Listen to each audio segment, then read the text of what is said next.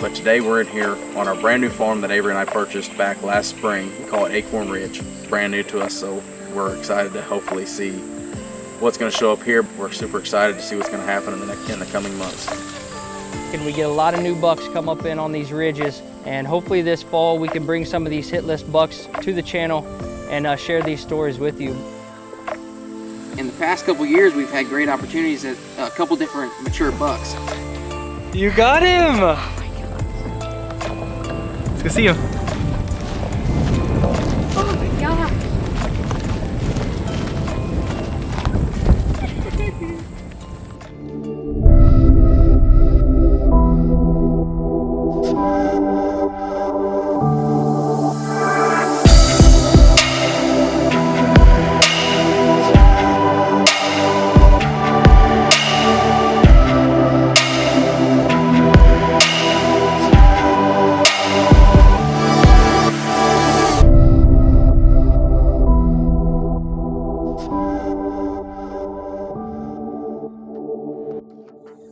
It is September the 6th, and Missouri's opener is right around the corner here. We're up here today at the partnership farm doing a little bit of work. We're gonna move some rednecks around, move these cuttybacks onto mock scrapes and whatnot. And here in Missouri, we've had adequate rain and our food plots look phenomenal. And new to the team this year are the Epperson brothers, Aidan and Avery. And they've done something that I've never tried before, which is a no-till method on their brassica plot. So I'm gonna send it off with them. They're gonna tell you guys a little bit of how they done it and the steps and whatnot.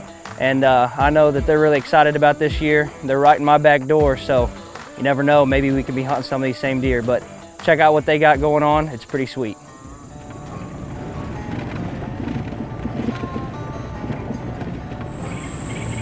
Welcome to Midwest Whitetail. My name is Aidan Epperson. My brother Avery and I are brand new to the Midwest Whitetail team, the Great Plains Show this year. We are super excited to be able to share our experiences in the whitetail woods with you all through this show. We got seasons starting up in about a week and a half, but today we're in here on our brand new farm that Avery and I purchased back last spring. We call it Acorn Ridge. It's a 30-acre block of timber, but when we came in here and looked at it, it had this natural opening basically smack dab in the middle of the property. But it was grown up with multiple roses and just thick brush. We came in about middle of June with a skid steer and rented a brush hog attachment. Came in here and really cleaned up this area and took it all out of multiple roses and grass. But we want to talk about how we established this plot. Being an hour away from home, it's harder to get equipment up here, so we had to do it the old-fashioned way and come in here with a poor man style plot. After we got it brush hogged and cleaned up, 1st of July we came in here and sprayed these plots, got them killed down good. We gave it a couple weeks to die, made sure it was good and dead so we could come in here and get a good burn. July 29th, there was supposed to be a good rain coming, and when we do this no-till method, it's best to try to get it in right before rain or a couple days before rain. But we came in here, got it burnt. We put a brassica blend of turnips, purple top turnips, radishes, and sowed it on at about 3 pounds to the acre. But we came in here, and as we were sowing it, the rain hit and we hit it just perfect. And we came back just last week and came in here just to check it all out. Overall, this plot has turned out phenomenal. We couldn't be more happy with how it turned out, being not be able to get in here and break ground or anything like that for the first time, and being able to take it from a multiple rows grown up area to a successful brassica plot is very exciting. But today we're going to come in here, after we get done here, we're going to set up a couple mock scrapes, move the Cuddy Link system around.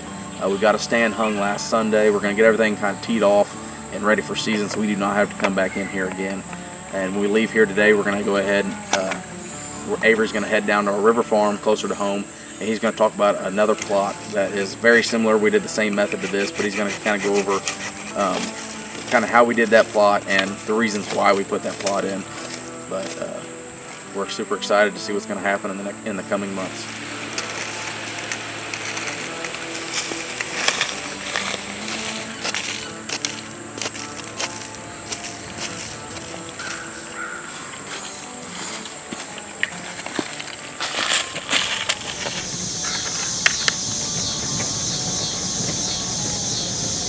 We just arrived to the river farm that's just a couple miles up the river from where Tyler's out doing some work today on his farm.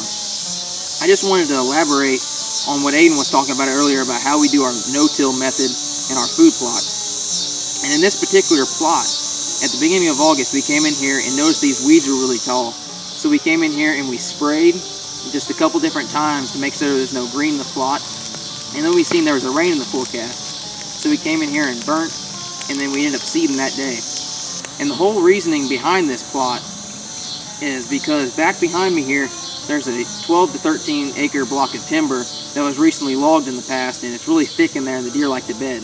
And what they do is they come out of this corner here and through this grassy area that is now a food plot and come out to this big ag field to feed. And we thought that if we put this food plot in here, that it would slow them down and act as a staging area before they get out to the big field. And in the past couple years, we've had great opportunities at a couple different mature bucks. One being skid steer that came out of this corner behind me and ended up working his way into this big field. And this past season, the 2020 season, a deer we call Regulator that should be showing up any time now this fall, worked a scrape right in front of us up this tree line about 50 yards.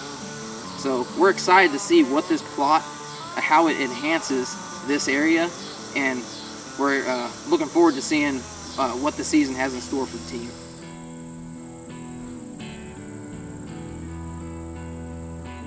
Well, as you guys can tell, the Epperson brothers have put in a lot of hard work this year, and everything is looking really good on there, and I'm super excited for them. You know, with them being right here in our back door, it's going to allow us to work together, and hopefully this fall we can bring some of these hit list bucks to the channel and share these stories with you. But this farm right down the river from them is 180 acres, sits up on a big bluff where two rivers come together.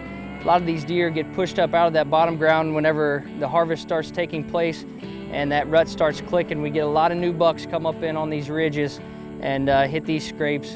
And you know, last year was our first year having food on it, so we're kind of still training these deer to, you know, they haven't had food on this farm for probably 20 plus years, so things are changing, and as time goes on we feel like this food will be a little bit more beneficial to them as they know it's going to be here throughout the whole year. So I'm standing at the central plot of this partnership farm. We have corn, soybeans, brassica mix right here behind me, and then a nice clover plot. So my mindset is for the central part of this farm, we want the food centralized.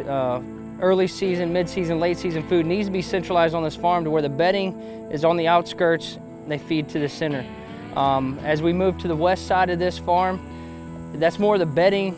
I have clover and a brassica blend over there where these deer maybe will come up out of the river bottoms, they start splitting up, bed on that west side of that farm, and then you know, mid-season, mid-October cold fronts, we can slip right back in there, hunt over that clover field and that brassica plot, not disturb it too much, you know, kind of leave it untouched as more of a bedding area. And then on the south end of this farm is another big corn plot. We have corn. You know, the rednecks placed in the edge of these cornfields allow us to use the corn to enter and exit these plots and hunt the clover, the brassicas, and the oats that surround those plots, and hopefully go undetected. So it's a super cool farm. It does allow us to hunt multiple winds. It does give us river access that we haven't used quite yet, but all in all, we got a lot of work done up here today. We're excited. I know everybody is ready to kick off this Missouri opener, and hopefully we'll be bringing you guys some of these hunts pretty quick here, and we can't wait to get after it. Thanks for tuning in to Midwest Whitetail, the Great Plains Show. Well, we're used to starting our season September 15th here in Missouri, but we were lucky enough to start our season this year August 15th, an entire month early. We drew some special early season cow elk tags in Wyoming. We also had some antelope tags. It was my mom and my daughter and I all going to Wyoming for an awesome adventure. I just thought I'd share it with you guys here on Midwest Whitetail.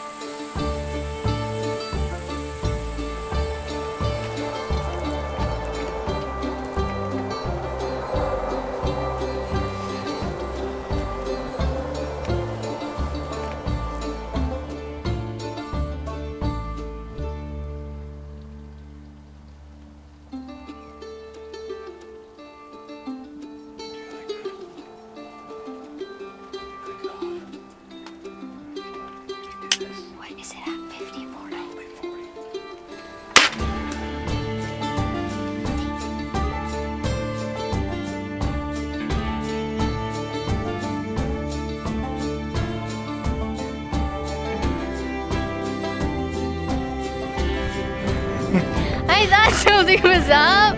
Oh, you got him. Let's go see him.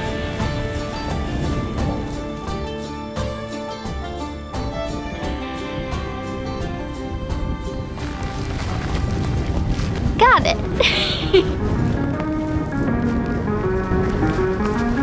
It's day 7, right?